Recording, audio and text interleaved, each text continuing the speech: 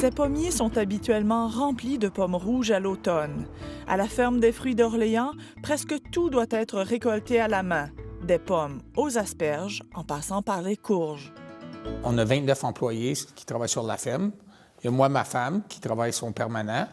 J'ai 2 contremaîtres qui travaillent 8 mois par année et 12 Mexicains. Et la balance, c'est des personnes locales qui travaillent pendant l'été, des étudiants. Paul-Henri considère qu'il traite bien ses employés, ce qui n'est pas le cas de tous les propriétaires de fermes. Just last week, we had 136 farm workers that were from Jamaica, Barbados, Trinidad, Mexico, and also Canadian workers. And Jesquire Farms has been a strawberry operation in the Simcoe area for a long time. And he basically ran out of money. And it worked out that he went into receivership and then bankruptcy, and all of those workers basically went home with no money at all. The Catholic Church in Simcoe was able to raise enough money for them to have $30. So when they landed in their home country, they were able to take a bus home. That's how broke they were. And it's just another sad reflection on the lack of national standards and provincial standards for agriculture workers in this country. C'est pour cette raison que les Travailleurs unis de l'alimentation et du commerce se battent depuis une décennie devant les tribunaux. Au Canada, les lois du travail sont de juridiction provinciale.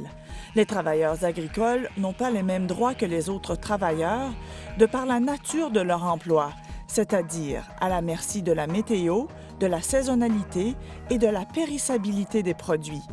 En Ontario, une loi spécifique s'applique à eux, la loi de 2002 sur la protection des employés agricoles.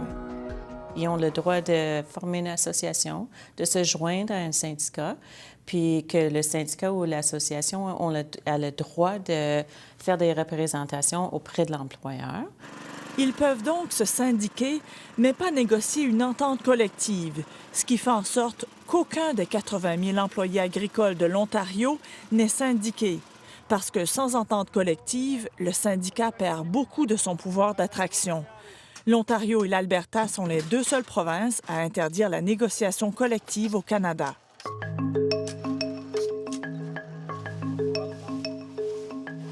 It's difficult in Ontario to move this piece forward. UFCW Canada has been at this for 30 years, and it is the largest agricultural area in Canada. We basically are roughly around 50% of all the agriculture production and exportation is in Ontario. And that means that the vast majority of the power of the agricultural lobby is in Ontario. L'ensemble du secteur agroalimentaire est le 2e moteur économique de l'Ontario, avec 33 milliards de dollars de revenus par année. Pour faire avancer leur cause, les Travailleurs unis de l'alimentation et du commerce ont porté plainte à l'Organisation internationale du travail, un organisme de l'ONU.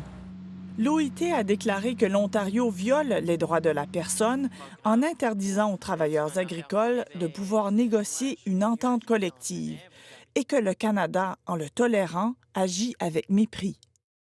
On a eu par le passé plusieurs décisions de cette instance qui étaient défavorables au Canada, puis ça n'a pas changé nos lois. Donc, ça n'a pas de force de loi. Ça peut, par contre, avoir une certaine influence morale, si vous voulez. Puis, dans une des dernières décisions de la Cour suprême du Canada traitant sur la question de la liberté d'association en vertu de la Charte des droits de la personne, la Cour a cité certaines décisions de ce genre-là pour appuyer sa décision. It really is the world saying to Ontario that you're not playing up to the world standards and to pull up your socks. C'est effectivement gênant. Je pense pas qu'il y ait aucune province ou aucun pays qui souhaite être montré du doigt sur la scène internationale. In other provinces across the country, agriculture workers have been able to join unions and bargain collectively, and things have gone fairly well. Moi, je suis pas en faveur Je suis pas totalement contre, mais je sais pas qu'est-ce que, chez moi, ça apporterait aux travailleurs de plus. Il faut tenir compte aussi de la périssabilité du produit. Quand un produit agricole, des fraises, sont prêtes, il faut les ramasser, on n'a pas le choix. Donc, s'il y avait grève ou lockout ou des choses comme ça, puis il y a perte de la production, qu'est-ce qu'on va manger? We don't buy the arguments of the Ontario Federation of Agriculture and some of the other associations saying that, oh, they're just after money, or they just want to have a strike so that we go out of business. We're not in unions to put companies out of business. Ça pourrait l'être, dépendant de la manière dans laquelle les syndicats agiraient, puis ce serait quoi leur demande. C'est quand même une industrie où est-ce que les marges de profit sont assez minces.